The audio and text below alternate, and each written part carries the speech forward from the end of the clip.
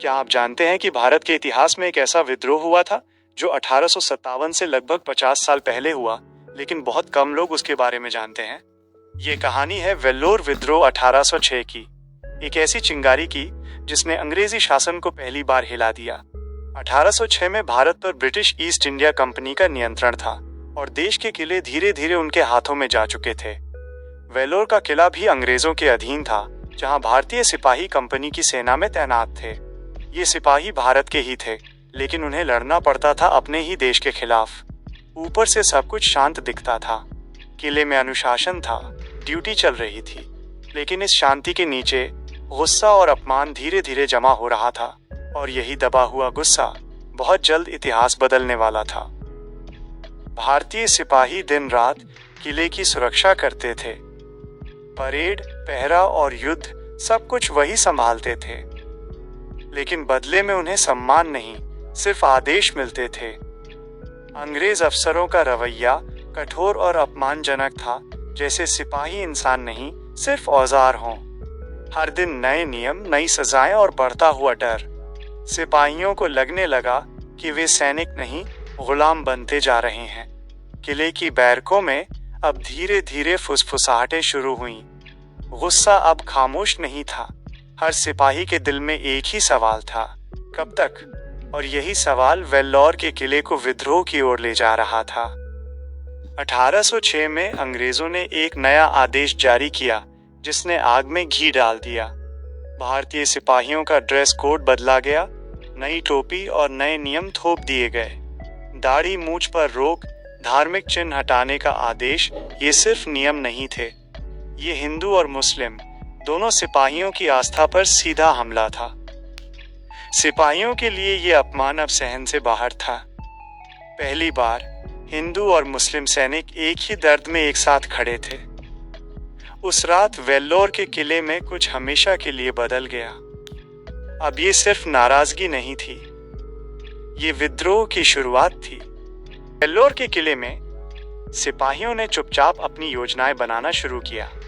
रात के अंधेरे में एक छोटी टोली एक साथ इकट्ठा हुई, चुपचाप आगे की रणनीति तय कर रही थी। सिपाहियों ने अपने छुपे हुए हथियार जांचने शुरू कर दिए। हर तलवार और बंदूक का ध्यान रखा गया। फिर एक एक कर सबने मौन में अपने साथी के साथ सहमति जताई। अगली सुबह के लिए तैयार। कुछ सैनिक चौखट के पास खड़े होकर अंग्रेज अफसरों पर निगाह रख रहे थे, चुप और सतर्क। सिपाहियों के चेहरों पर डर था, लेकिन उसी के साथ हिम्मत और संकल्प भी झलक रहा था। एक सिपाही ने धीरे से मुट्ठी उठाई, साथियों के सामने अपने वचन की पुष्टि की। किले का वातावरण शांत था, लेकिन ये शांति अब आने वाले तूफान की चेतावनी थी। सुबह का समय था, सिपाही हथियार लिए तैयार खड़े थे, चेहरे पर संकल्प और चिंता दोनों थे। चुपचाप सिपाही किले की गलियों में बढ़े, हर कदम सावधानी और योजना के साथ था। फिर पहली चोट लगी। सिपाहियों ने अंग्रेज अफसरों पर अचानक हमला किया। हैरानी और उथल पुथल मच गई। किले के आंगन में लड़ाई शुरू हो गई। तलवारों की टकराहट और धूल के बीच एक नया युग शुरू होने वाला था। अंग्रेज अफसर आश्चर्यचकित और घबराए हुए थे। उनकी चीखें और आदेश गूंजने लगे। फिर एक ऐतिहासिक क्षण आया। सिपाहियों ने पुराने मैसूर के झंडे को फहराया, धीरे धीरे लेकिन गर्व के साथ। किले का हर कोना अब अराजकता में डूबा था। लड़ाई, धूल और आग के बीच इतिहास खुद बन रहा था। पहले हमले के बाद सिपाही चुपचाप खड़े थे, सावधान और थके हुए, अगले चरण की तैयारी में। वेल्लोर किले में मौजूद ज्यादातर भारतीय सिपाही मद्रास नेटिव इन्फेंट्री से थे।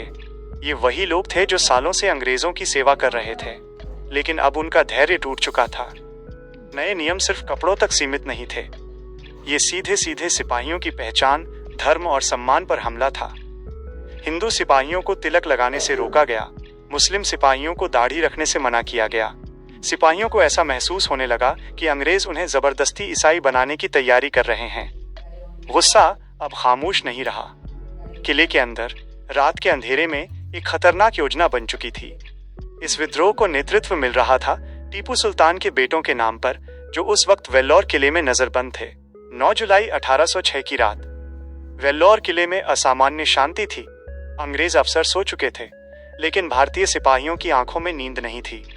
सुबह होने से पहले ही सिपाहियों ने अपने हथियार संभाले और विद्रोह शुरू हो चुका था। अंग्रेज अफसरों पर अचानक हमला हुआ। कई मारे गए, कई भागने पर मजबूर हो गए। किले पर से ब्रिटिश झंडा उतार दिया गया और उसकी जगह मैसूर का झंडा फहरा दिया गया। कुछ घंटों के लिए ही सही, लेकिन वेल्लोर किला आजाद था। सुबह की रोशनी के साथ वेल्लोर किले की तस्वीर बदल चुकी थी। अंग्रेजी हुकूमत का घमंड जमीन पर पड़ा था। इन सिपाहियों की आंखों में थकान थी, लेकिन उससे कहीं ज्यादा आजादी की आग। मैसूर का झंडा फिर से किले पर लहरा रहा था, कुछ घंटों के लिए ही सही, लेकिन ये जीत इतिहास बन चुकी थी। पर यह आजादी ज्यादा देर टिकने वाली नहीं थी। दूर से अंग्रेजी फौज वापस लौट रही थी, और इस बार पूरी ताकत के साथ। किले की दीवारों से सिपाहियों ने खतरे को देख लिया था। अब सवाल ये नहीं था कि लड़ना है या नहीं, सवाल था आखिर तक लड़ने का। कुछ ही समय में अंग्रेजी फौज ने वेल्लोर किले को चारों तरफ से घेर लिया। अंग्रेज अफसरों के चेहरे पर अब डर नहीं, सिर्फ बदले की आग थी। तोपों की आवाज से किला कांप उठा। पत्थर, धुआं और चीखें, हर तरफ तबाही थी। अंदर मौजूद सिपाही बचाव की कोशिश कर रहे थे, लेकिन हथियार कम थे और दुश्मन बेहद ताकतवर। आखिरकार अंग्रेज किले में घुस चुके थे। वेल्लोर विद्रोह दबा दिया गया, लेकिन इसकी चिंगारी बुझी नहीं थी। लड़ाई खत्म हो गई थी। वेल्लोर किला खामोश था, लेकिन भारतीय सिपाहियों के दिल गर्व से भर गए थे।